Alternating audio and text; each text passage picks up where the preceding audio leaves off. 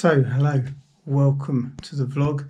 It's very nice to be able to make this vlog. And before we go any further, if you don't kind of understand or know about what's happened in the last couple of weeks, this is going to be a story sort of about COVID, about being ill, about questions of mortality and things like that. And maybe that's all too much and unnecessary for you.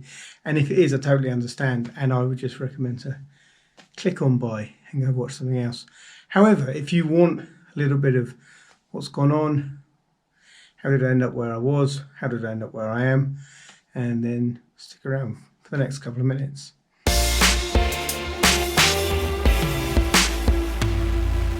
So I'm filming this on Saturday, the 10th of April. So going back to the end of March,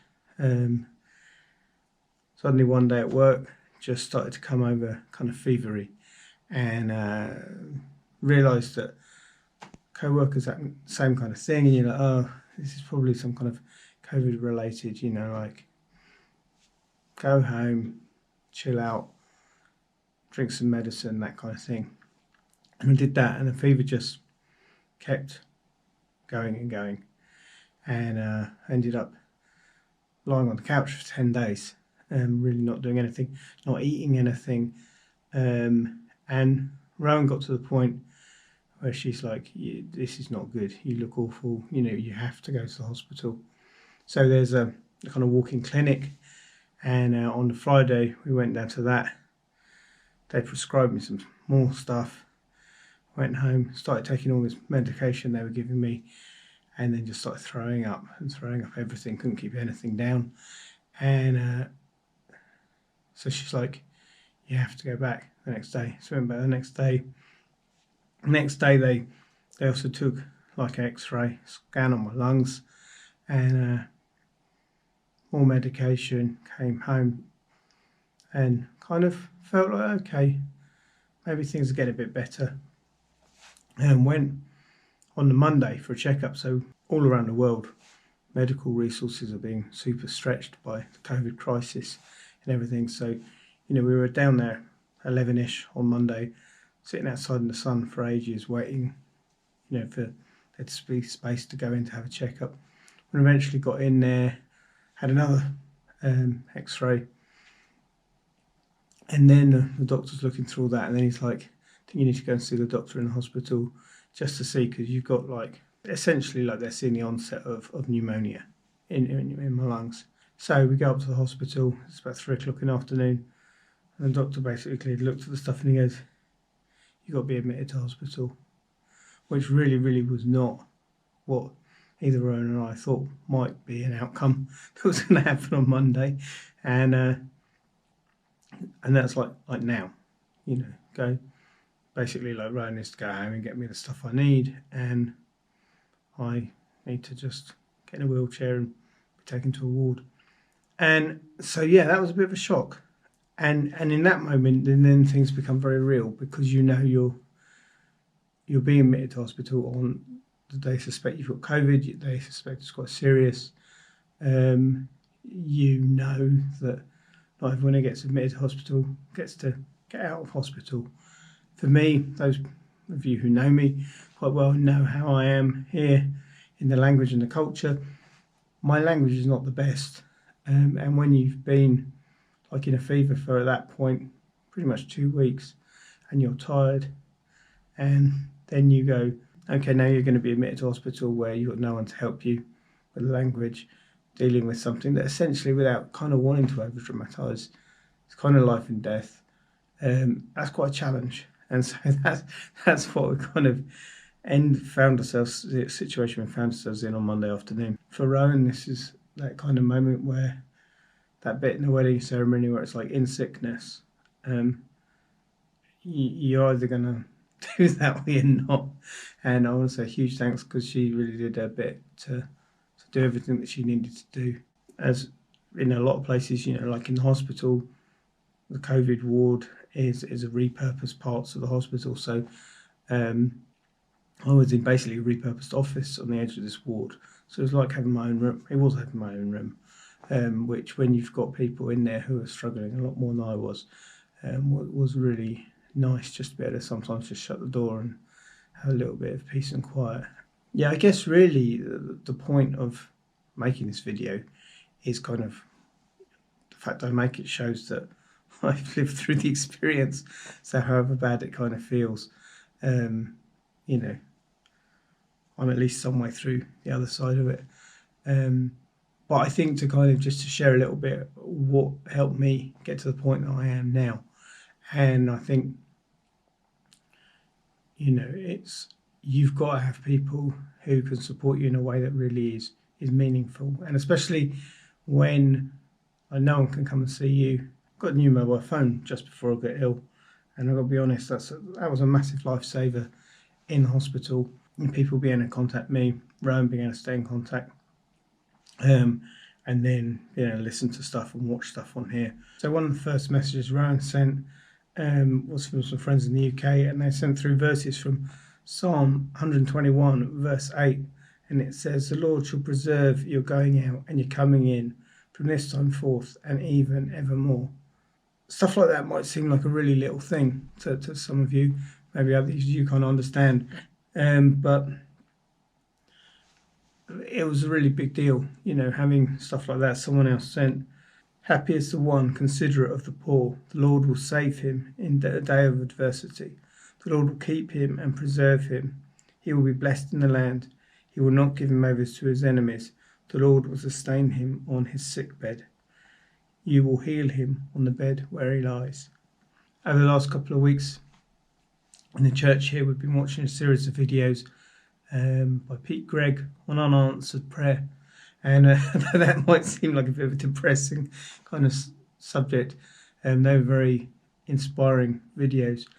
And I think, you realise in a situation like this, I've got no right to sort of expect that, prayer is some kind of magic wand that I wave and suddenly I'm going to be okay and everything's going to be fine.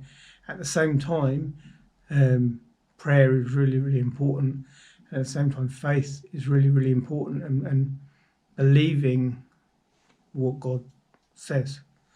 And so to receive verses like that, where it's like someone's really sensed from God, that's something that's going to encourage you, that's something that's going to give you something to hold on to, it is really important. One verse that I thought about a lot, Psalm 23 is a very, very famous psalm, and where it talks about, even though if I walk through the valley of the shadow of death, I'll fear no evil.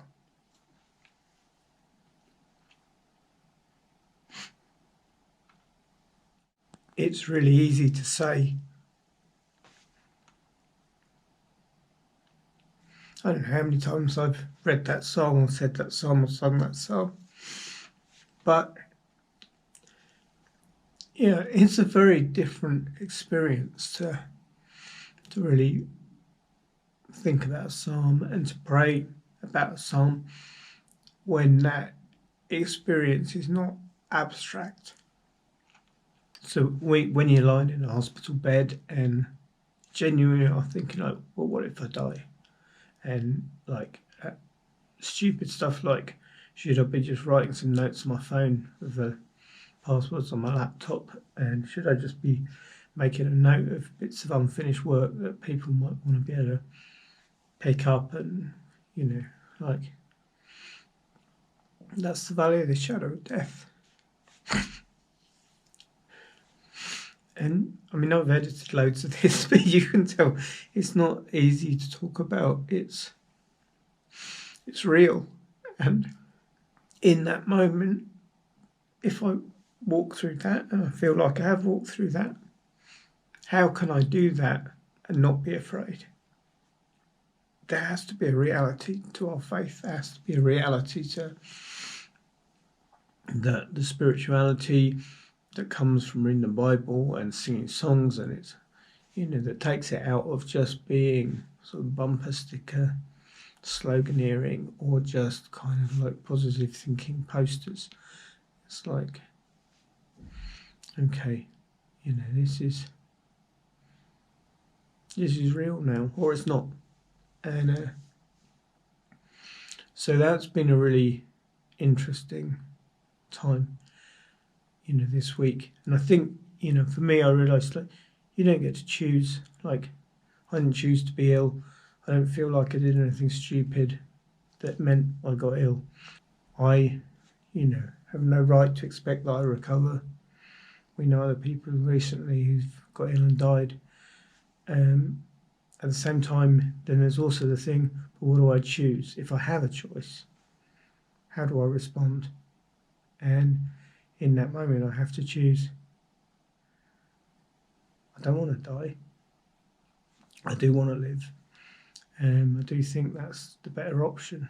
And then I need to get myself in a good place, sort of mentally, to help myself physically, to come through the challenge, not to run away from it.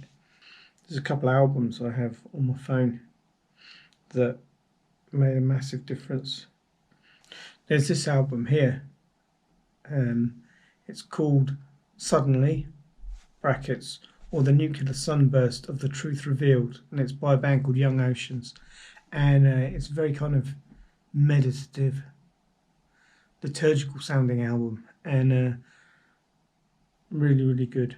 Really, really good. Listen to that a lot. So if I had to pick one song from the last week that is the song, it's a song called Altogether Good by Citizens from their album The Joy of Being. So, the chorus here, I've listened to this.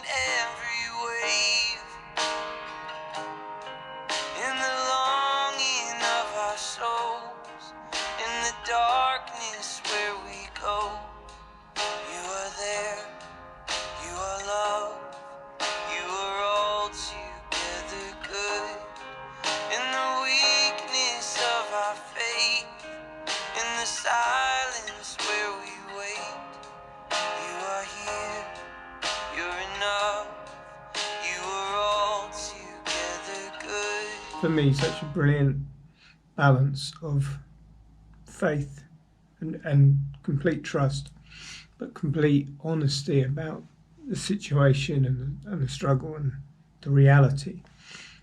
That's why songs are important, and that's why I'm grateful that there'll be more songs.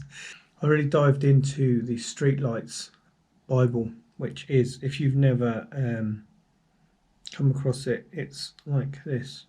The Gospel of John. Prologue.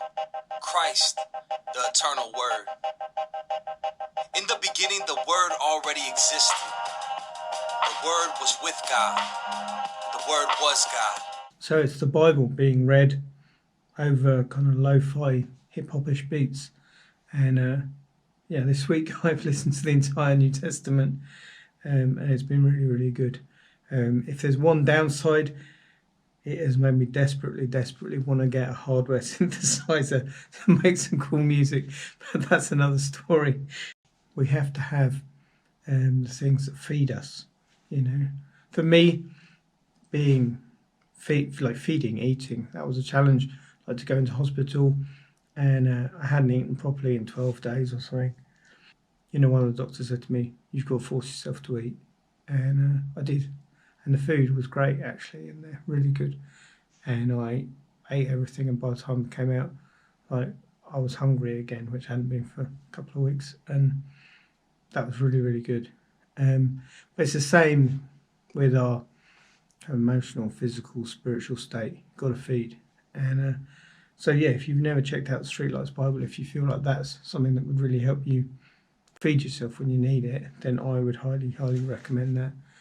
So just to wrap up the vlog, I just want to say a huge thank you to everyone who sent a message to me or to Rowan over the past week. It really means an enormous amount. Thank you very, very much to everyone who prayed.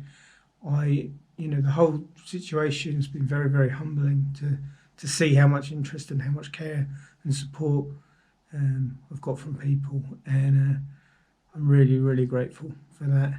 And I don't know really what else to say other than I shall continue recovering.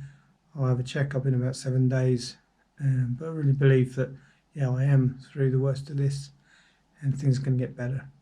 And so, yeah, do give us a big thumbs up for, I don't know what, for living, for coming through the valley of the shadow of death. Let's say that.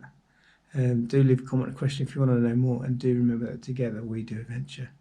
We'll see you next time.